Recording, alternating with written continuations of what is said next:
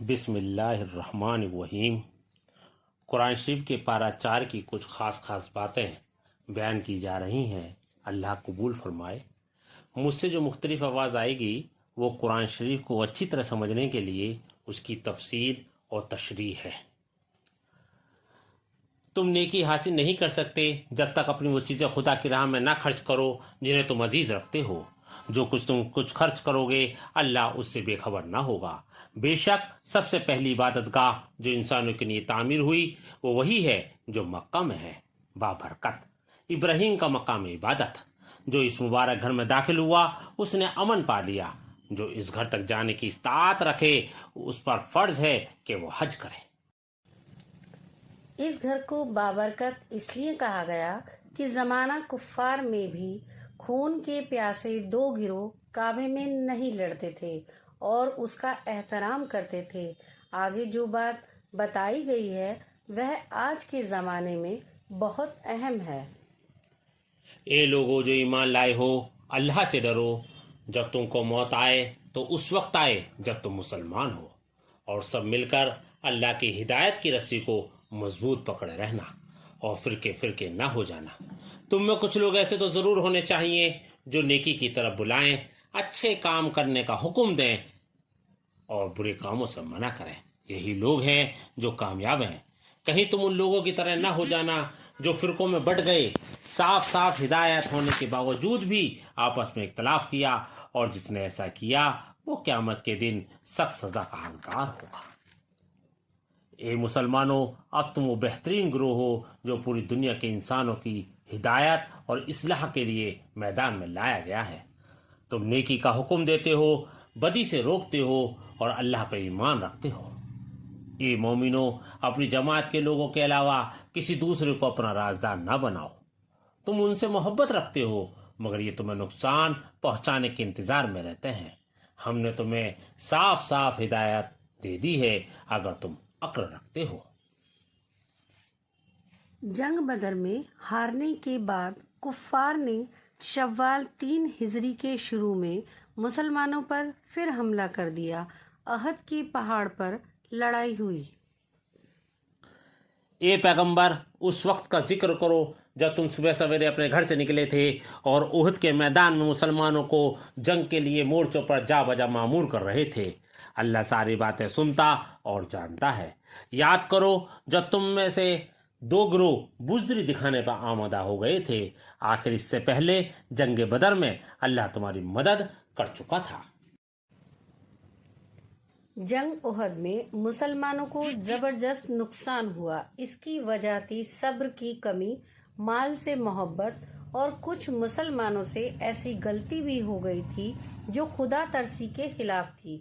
جب مدینے سے 4 میل دور احد کے میدان کے لیے 1000 مسلمان نکلے تو مقام شہود پر عبداللہ بن ابی 300 ساتھیوں کے ساتھ الگ ہو گیا۔ اس سے بنو سلمہ اور بنو حارث کا دل ٹوٹ گیا اور انہوں نے بھی واپس جانے کا فیصلہ کرنے لگے، مگر پھر اللہ نے سکون دیا اور پیارے نبی 700 آدمیوں کے ساتھ احد کے میدان پہنچے۔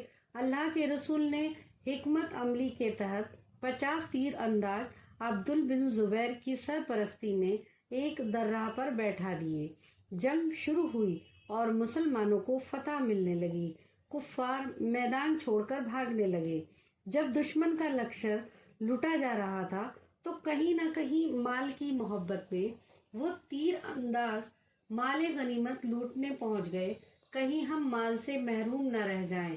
عبداللہ بن زبیر نے اللہ کے رسول کی اجازت کے بنا ہٹنے سے منع کیا، مگر کچھ کے علاوہ سب ہٹ گئے۔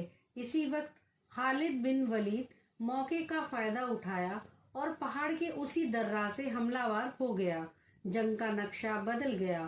مسلمانوں کی جیت ہار میں بدلنے لگی۔ یہ افواہ بھی اڑ گئی کہ اللہ کے رسول شہید ہو گئے۔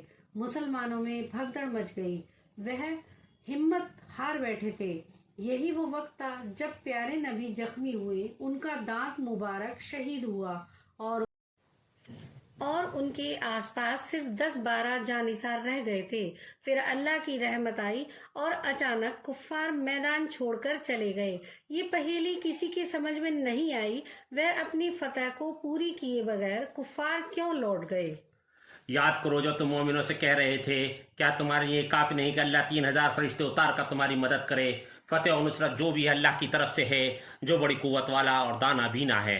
اے مسلمانوں، یہ بڑھتا چڑھتا سود کھانا چھوڑ دو، یعنی مال کی محبت چھوڑ دو، اور اللہ سے ڈرو تاکہ کامیاب ہو جاؤ۔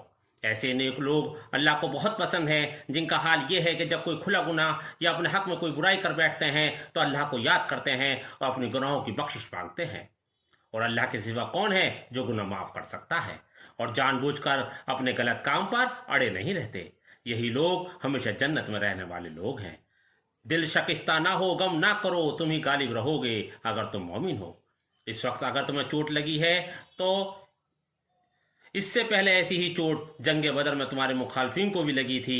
تم پر یہ وقت اس لیے لایا گیا کہ اللہ ان لوگوں کو چھاٹ لینا چاہتا تھا جو سچے مومن ہیں۔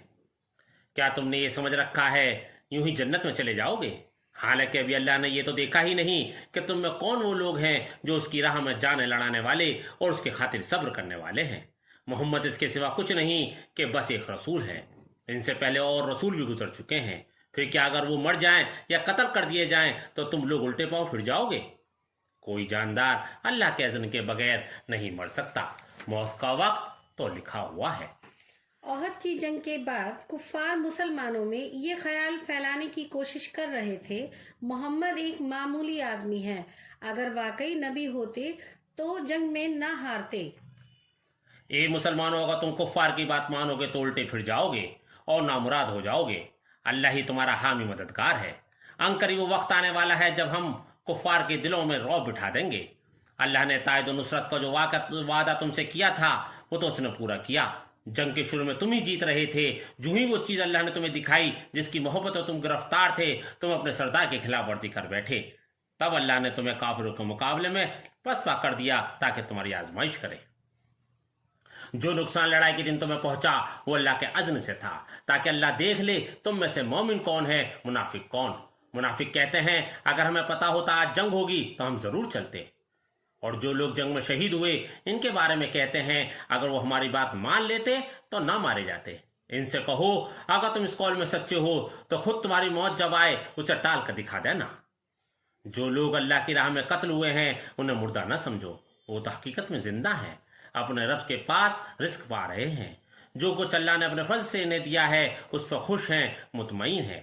اور جو اہل ایمان ان کے بھی جو دنیا میں رہ گئے ہیں ان کے لیے بھی کسی خوف و رنج کا موقع نہیں۔ اللہ مومنوں کے اجر کو ضائع نہیں کرتا۔ احد سے پلٹتے ہوئے ابو سفیان مسلمانوں کو چیلنج دے گیا تھا، اگلے سال بدر میں ہمارا تمہارا پھر مقابلہ ہوگا۔ جب مقابلے کا وقت قریب آیا تو اس نے کچھ آدمی بھیج مسلمانوں میں یہ افواہ پھیلانی شروع کر دی کہ اس بار قریش بڑی زبردست تیاری کے ساتھ آ رہے ہیں اور ان کا مقابلہ عرب میں کوئی نہ کر سکے گا۔ جب اللہ کے رسول نے بدر کی طرف چلنے کی اپیل کی، 1500 لوگ چلنے کو تیار ہو گئے۔ ابو سفیان 2000 لوگ لے کر چلا۔ 2 روز بعد اس نے اپنے ساتھیوں سے کہا اس سمے لڑنا مناسب نہیں، اگلے سال آئیں گے، اور واپس ہو گیا۔ حضرت صلی اللہ علیہ وسلم 8 روز تک بدر کے میدان میں انتظار کرتے رہے۔ اسی دوران آپ کے ساتھیوں نے ایک ویپاری قافلے سے خوب مالی فائدہ اٹھایا۔ پھر جب یہ معلوم ہو گیا کفار واپس لوٹ گئے ہیں تو آپ بھی مدینہ واپس تشریف لے آئے۔ اس واقعہ کی طرف اگلی آیات اشارہ کر رہی ہیں۔ جن لوگوں نے زخم کھانے کے بعد بھی اللہ اور رسول کی پکار پر رب لبیک کہا، ان میں جو شخص نیک و پرہیزگار ہے ان کے لیے بڑا اجر ہے۔ اور جن سے لوگوں نے کہا کہ تمہارے خلاف بڑی فوجیں جمع ہوئی ہیں ان سے ڈرو، تو یہ سن کر ان کا ایمان اور بڑھ گیا اور انہوں نے جواب دیا کہ ہمارے لیے اللہ کافی ہے، وہ بہترین کارساز ہے۔ آخرکار وہ اللہ تعالیٰ کی نعمت اور فضل کے ساتھ پلٹ آئے۔ ان کو کسی قسم کا نقصان بھی نہ پہنچا اور اللہ کی رضا پر چلنے کا شرف بھی نہ حاصل ہو گیا۔ اللہ بڑا فضل فرمانے والا ہے۔ اب تمہیں معلوم ہو گیا کہ وہ دراصل شیطان تھا جو اپنے دوستوں سے خواہ مخواہ ڈرا رہا تھا، لہٰذا آئندہ تم انسانوں سے نہ ڈرنا، مجھ سے ڈرنا اگر تم حقیقت میں صاحب ایمان ہو۔ اللہ مومنوں کو اس حالت میں ہرگز نہ رہنے دے گا جس میں وہ اس وقت پائے جاتے ہیں۔ وہ پاک لوگوں کو ناپاک لوگوں سے الگ کر کے رہے گا، مگر اللہ کا طریقہ یہ نہیں ہے کہ تم کو غیب کی باتیں بتائے۔ غیب کی باتیں بتانے کے لیے تو وہ اپنے رسولوں میں سے جس کو چاہتا ہے چن لیتا ہے۔ لہٰذا اللہ اور رسول پر ایمان رکھو، اور تم ایمان اور خدا ترسی کے روش میں چلو گے تو تم کو بڑا اجر ملے۔ اور جو لوگ اللہ نے جو مال انہیں دیا ہے اس میں بخل کرتے ہیں، وہ اس خیال میں نہ رہیں کہ یہ کنجوسی ان کے لیے اچھی ہے۔ جو کچھ وہ اپنی کنجوسی سے جمع کر رہے ہیں وہی قیامت کے دن کے گلے کا توق بن جائے گا۔ زمین آسمان کی میراث اللہ ہی کے لیے ہے، اور تم جو کچھ کرتے ہو اللہ اس سے باخبر ہے۔ اللہ فرماتا ہے، مومنو میں تم میں سے کسی کا عمر ضائع کرنے والا نہیں ہوں، خواہ مرد ہو یا عورت، تم سب ایک دوسرے کے ہم جنس ہو۔ لہٰذا جن لوگوں نے میری خاطر اپنے وطن چھوڑے، جو میری راہ میں اپنے گھروں سے نکالے گئے اور ستائے گئے، میرے لیے لڑے اور مارے گئے، ان کے سب قصور میں معاف کر دوں گا اور انہیں ایسے باغوں میں داخل کر دوں گا جن کے نیچے نہریں بہتی ہوں گی۔ اے نبی، دنیا کے ملکوں میں خدا کے نافرمان لوگوں کی چرت پھلت تمہیں کسی دھوکے میں نہ ڈالے۔ یہ محض چند روزہ زندگی کا تھوڑا مزہ ہے، پھر یہ سب جہنم میں جائیں گے جو بدترین جائے قرار ہے۔ اے لوگو جو ایمان لائے ہو، صبر سے کام لو، باطل پرستوں کے مقابلے میں ثابت قدم رہو، حق کی خدمت کے لیے کمر بستہ رہو، اللہ سے ڈرتے رہو، امید ہے کہ فلاح پاؤ گے۔ سورہ النساء۔ اعوذ باللہ من الشیطان الرجیم، بسم اللہ الرحمن الرحیم۔ لوگوں اس خدا سے ڈرو جس کا واسطہ دے گا تم ایک دوسرے سے اپنے حق مانگتے ہو، اور رشتہ داروں اور قریبی لوگوں کے ساتھ تعلقات بگاڑنے سے پرہیز کرو۔ یقین جانو اللہ تم پر نگرانی کر رہا ہے۔ یتیموں کا مال جب وہ بڑے ہو جائیں ان کو واپس کر دو، ان کے اچھے مال کو اپنے برے مال سے نہ بدل لو، اور ان کا مال اپنے مال کے ساتھ ملا کر نہ کھا جاؤ، یہ بہت بڑا گناہ ہے۔ اگر تم یتیموں کے ساتھ بے انصافی کرنے سے ڈرتے ہو تو جو عورتیں تم کو پسند آئے ان میں سے 2، 3، 4 سے نکاح کر لو۔ اگر تمہیں اندیشہ ہے 2، 3، 4 کے ساتھ انصاف نہ کر سکو گے تو پھر ایک ہی بیوی رکھو، اس سے تم بے انصافی سے بچ جاؤ گے۔ عورتوں کی مہر خوشی کے ساتھ فرض جانتے ہوئے ادا کرو، البتہ اگر وہ خود اپنی خوشی سے مہر کا کوئی حصہ تمہیں معاف کر دیں تو اسے تم ضرور مزے سے کھا سکتے ہو۔ ماں باپ دوارا چھوڑے گئے مال میں جس طرح بیٹوں کا حصہ ہے، اسی طرح اسلام بیٹیوں کا حصہ بھی مقرر کرتا ہے۔ مرد اور عورتوں دونوں کا اس مال میں حصہ ہے جو ماں باپ اور رشتہ داروں نے چھوڑا ہو، چاہے تھوڑا ہو یا زیادہ۔ یہ حصہ اللہ کی طرف سے مقرر ہے۔ جب تقسیم کے موقع پر رشتہ دار، یتیم، غریب، مسکین بھی آئیں تو اس مال میں سے ان کو بھی کچھ دے دو، اور ان کے ساتھ بھلے مانسوں کی سی بات کرو۔ تمہاری اولاد کے بارے میں اللہ ہدایت کرتا ہے، مرد کا حصہ 2 عورتوں کے برابر ہے۔ مرنے والے نے جو مال چھوڑا ہے اللہ تعالیٰ نے بڑی تفصیل سے بیان کیا ہے، مگر ہم اس وقت اس کی ڈیٹیل نہ دے کر یہ مشورہ دیتے ہیں اس بارے میں علماء دین سے رجوع کیا جائے تو بہتر رہے گا۔ اور جن عورتوں سے تمہارے ماں باپ نکاح کر چکے ہوں ان سے ہرگز نکاح نہ کرو۔ تم پر حرام کی گئی تمہاری مائیں، سگی و سوتیلی دونوں، تمہاری ماں کی ماں اور تمہاری باپ کی ماں بھی شامل ہے، تمہاری بیٹیاں، بیٹیوں کے ساتھ پوتی اور نواسیاں دونوں شامل ہیں، تمہاری بہنیں، سگی بہن، ماں شریک بہن، باپ شریک بہن، تینوں شامل ہیں، پھوپھیاں، خالائیں، بھتیجیاں، بھانجیاں۔ ان سب رشتوں میں سگے و سوتیلے دونوں شامل ہیں۔ ماں باپ کی بہن سگی ہو یا سوتیلی حرام ہے۔ تمہاری وہ مائیں جنہوں نے تم کو دودھ پلایا ہو، تمہاری دور شریک بہنیں، تمہاری بیویوں کی مائیں، تمہاری بیویوں کی لڑکیاں، اور تمہارے ان بیٹوں کی بیویاں جو تمہارے صلب سے ہوں۔ بیٹوں کے ساتھ ساتھ پوتے اور نواسے کی بیوی بھی حرام ہے۔ یہ معاملہ صرف سگے بیٹے کے لیے ہے، گود لیے بیٹے اس نیم سے آزاد ہیں۔ اس آیات کو ایک بار اور سن لو۔ اور جن عورتوں سے تمہارے ماں باپ نکاح کر چکے ہوں ان سے ہرگز نکاح نہ کرو۔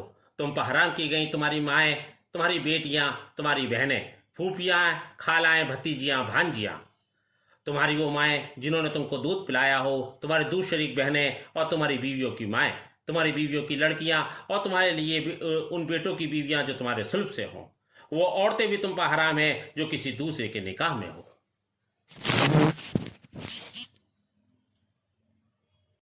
یہ تھی قرآن شریف کے 4 پارے پر ایک سرسری نظر اس پارے کا مکمل ترجمہ نہیں ہے۔ اس میں بہت سی خاص باتیں رہ گئیں جنہیں بیان کرنے کی ضرورت تھی۔ یہ ویڈیو صرف اس مقصد سے بنائی گئی ہے کہ لوگوں میں قرآن شریف کو سمجھنے کی لگن پیدا ہو جائے۔ اللہ میری اس کوشش کو کامیاب کرے۔ اس میں جو غلطی ہو گئی ہو اسے کو اپنے کرم و فضل سے معاف فرمائے، میرے ماں باپ کی مغفرت فرمائے۔